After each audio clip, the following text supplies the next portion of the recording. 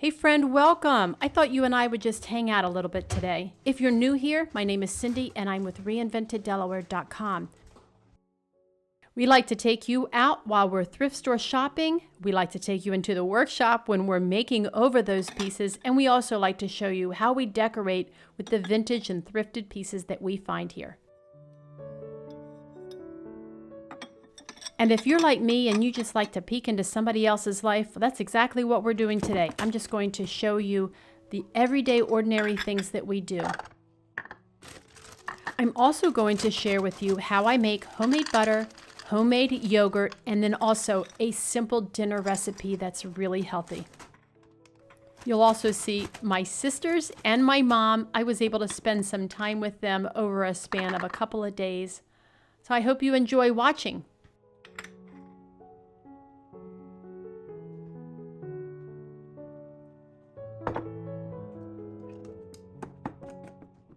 My breakfast is the same every single day, and I've done this for more than 20 years, and I'm not tired of it yet. I just have frozen berries and yogurt. In fact, you see even I'm making some for later tonight because my husband and I have a little bowl of this every night. It's kind of our version of ice cream, but it's a little bit healthier. And each morning I have a bowl of yogurt. My husband does as well. We have frozen berries. I'll put a banana in there and some walnuts, and it is the perfect breakfast in my opinion. It's so good and so healthy.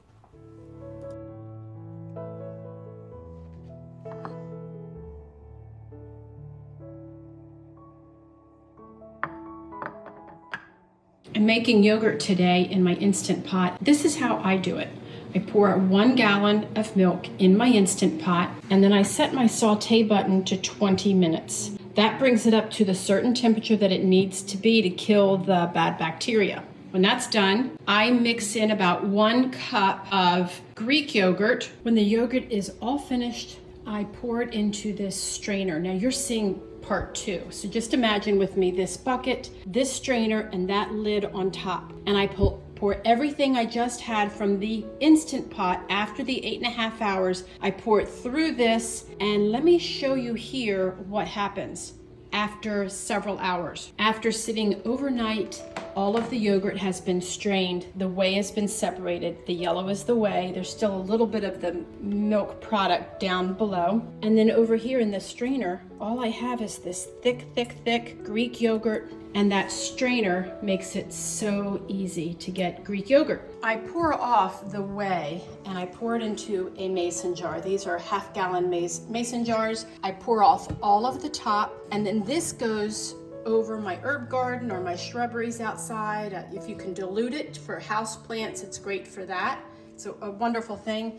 And I save the bits of milk that are still left in there, and I will take this thick yogurt and I pour it into here, and then I mix it, and that makes my Greek yogurt a little thinner because my husband likes to pour it out of the jar rather than scoop it out of the jar. I kind of like it like this here, but either way, you still get the benefits of the yogurt. By this point in the morning, it's about 7:30. I've started laundry, I've gotten dressed, I've made my bed, maybe I've made yogurt like I did this morning. Now it's time to sit here and be quiet. I have 2 apps that I like to listen to. They are meditation apps. One is called Lectio 365 and the other is called the Pause app. I'll link them both below, but they are great for scriptural meditation and a quiet time. It's a wonderful way to get my day started. I also have my date book sitting there. That's my bullet journal, so that when I think of something I have to do that day, I can quickly jot it down. Let's make some butter. I know that sounds crazy, but I got into butter making about a year ago. I really do enjoy doing this. It's so easy. You grab some heavy whipping cream from the grocery store. This costs a little over $4, and you can make about a pound of butter with this heavy whipping cream. I don't know if you have priced homemade butter at the stores, but it can be upwards of $8 and $9. So you can save about half of your dollars if you make it yourself. It only takes about 10 minutes. You just pour it into the mixer. I'm using this antique KitchenAid and it still works. The thing is over 50 years old and it still works. By the way, I paid $13 for it, and it doesn't have that splash guard like the newer ones have. So I use this flour sack towel because it gets messy. It starts to spatter. Well, you beat it until it gets to the point of heavy whipping cream, you know, like you would put on dessert. When it gets to that point, you have to watch it really close. It only takes about 8 minutes to get to this point here. But when it gets to that point, you really have to pay attention because it will quickly turn into butter. Literally, the liquids are, what's the word? The liquids are separating from the fats in that heavy cream. And the liquid that you have left over is buttermilk. And then, of course, the yellow part of all this is butter. So you scrape down the sides as you go along to make sure you get all that incorporated in there. Turn it back on. Put this cover back over top unless you want it to spray all over the kitchen. And I've had that happen. That's not fun. But look at this. Isn't it amazing? So that heavy cream will go from that creamy white and it'll deepen into a beautiful yellow color. And there it is. Look at that. So the fat solids are the butter. The liquid there is the buttermilk. Don't get rid of that. I'm going to show you what to do with that. So just hang tight. Now at this point, it's only taken about 10 minutes to make this butter. So the next step is to fill another dish with ice cold water. This part kind of hurts your hands if you have arthritis like I do, but you could use some clean rubber like Playtex gloves if you have them. I don't, so I have this here. So the first thing you want to do is strain off the buttermilk. You don't want to just get rid of that. That buttermilk is so good. In fact, I've mixed it into my yogurt and oh my goodness, it's so tasty. And you know, you can use buttermilk to make biscuits or gravy, like whatever. There's no sense in wasting it, so hang on to it. I use a strainer and another measuring cup and I pour off what I can without all that butter falling into the strainer. You know what? You want to be kind of careful with that. So what I do is I just use that rubber spatula and I press the butter into the sides of the bowl and it will squish out the buttermilk and then you can pour it off. And I just keep doing that over and over until I can squeeze out with that spatula of as much of the buttermilk as I possibly can. You see me here. It's hard to do this and hold the camera, but I'm just pressing it and it will literally come right out of that butter. It's quite amazing. I squeeze out as much as possible with the spatula, but then I've got to get my hands in there and you start to ball it up and it's like this, like the Play-Doh consistency, and I just squeeze it and as much as I can, I manipulate this to get as much of the buttermilk out as possible. And then you have to rinse this butter in that ice water. Now the ice water helps the butter to stay together while you're doing this. You are kneading it just like you would knead bread and your hands are going to get cold. I also use that flour sack towel to help me hold it. And then I kind of go back and forth to bare hands, back to the towel. Anyway, you need to rinse it until your water runs clear. You have to keep changing the water, but until that water runs clear, you want all of the buttermilk out. Because if you don't get all the buttermilk out, the butter will spoil fast. So you don't want to do that, and you don't want to waste this amazing buttermilk, by the way. It's so good just to drink it. I had no idea buttermilk was so sweet, but sure enough, it is. That is gold right there. Oh my goodness. So the next step is to just prepare it for the freezer. So I kind of shape it. I use some wax paper. I shape it into like a log. This is about a pound of butter. So I just kind of make it in the shape of just a little round log. I don't get too fancy with this. Once it is in the fridge, I let it get nice and cold. Then I cut it into 4 sections and I put each of the 4 sections in the freezer. And then I just pull out the amount that I need. And you remember that adorable little silver butter dish that I have. I just put a section on there and we just leave the butter out on the counter and I just pull another one out when I need. And this butter lasts us about a month. I've been making it about once a month. And it's just so good if you make bread. Now, we don't make a lot of bread, but we use it for cooking eggs and, you know, anything else that you're going to use butter on. Let's get the kitchen cleaned up. I hand wash all the dishes. Now you're going to need a lot of soap because it feels kind of greasy. You have to really clean the KitchenAid well. By the way, that KitchenAid, I bought it many years ago. I only paid $13 for it, and it works like a charm. At this point, it is about 9:30 or 10 o'clock in the morning. I still have not had breakfast. I do an intermittent fasting, so I don't eat until about 10 a.m. But I'm ready for another cup of coffee. So I make it decaf because I don't want a lot of caffeine. And I love using these little milk jars for my iced coffee. It just makes it fun. So there's more of that heavy whipping cream, by the way, in a cup of coffee. Oh my goodness, that's so good.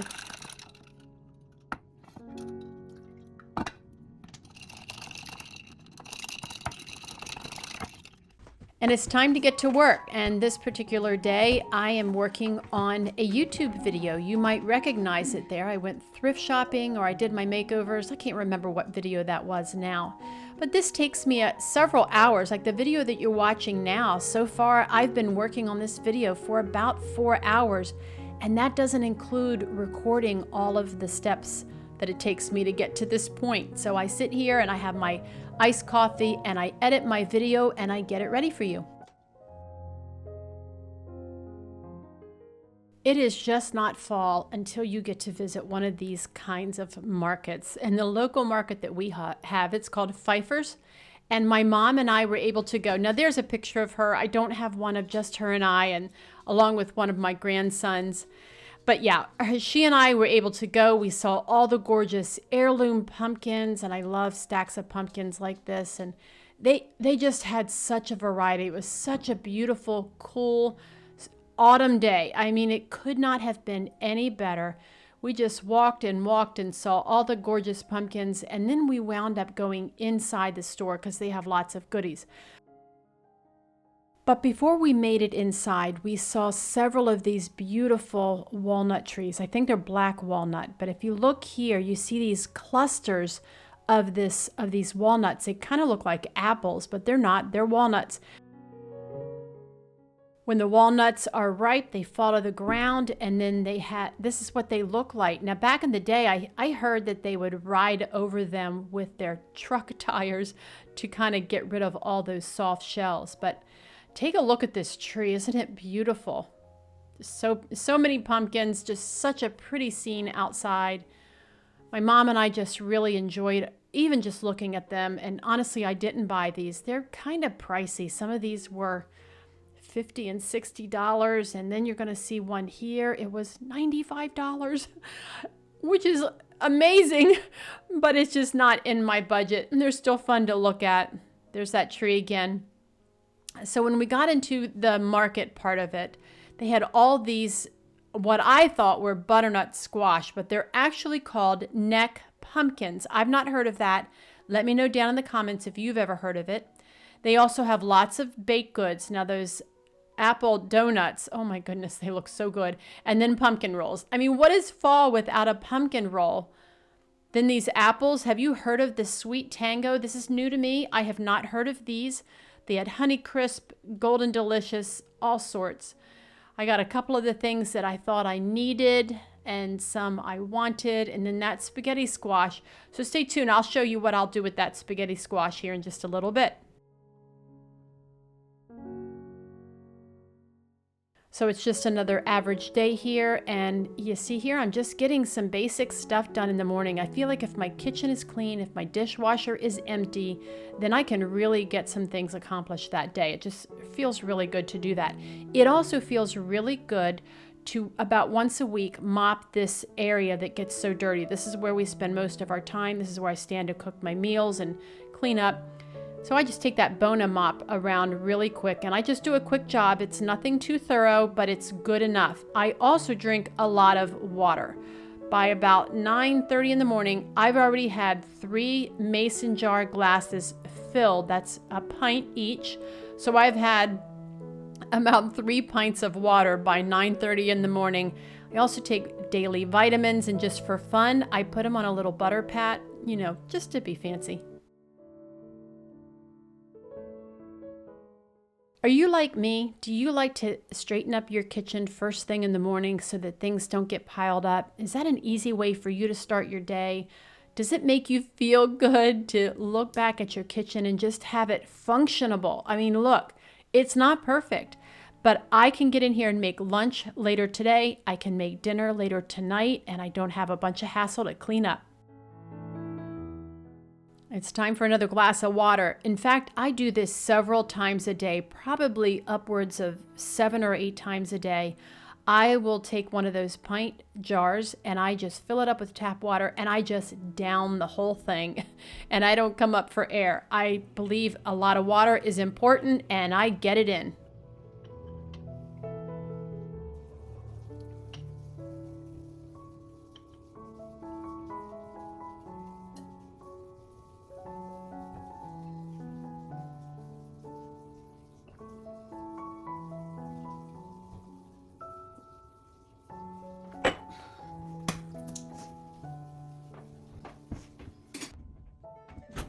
I wash my sheets about once a week, and usually that's on a Friday. So what I do is when I get out of bed in the morning, I almost always make the bed. But on the morning that I'm going to wash my sheets, I just pull them off.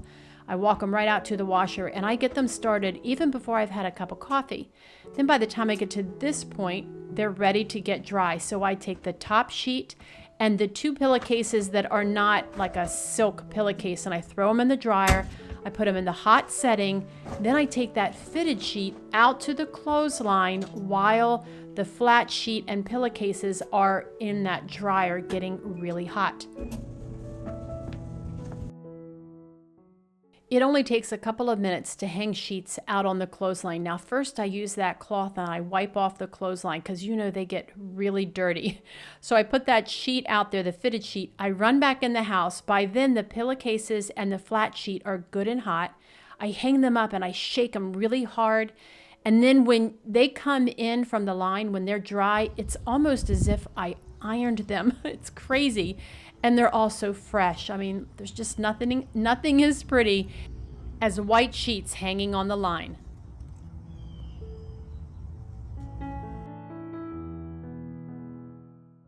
This particular week was a little bit different. I got to visit with my mom, and I also got to visit with my 3 sisters. We all met up for lunch. We had delicious food, those crab cakes and that gorgeous Caesar salad. Oh, so good. And then, of course, we all shared desserts. We had Boston cream layered. It had like 10 layers. And then that carrot cake. We had such a great time. I think we spent about 3 hours just chatting and chatting and chatting. And, you know, we're the kind that we just talk over each other. And that's just how we love it.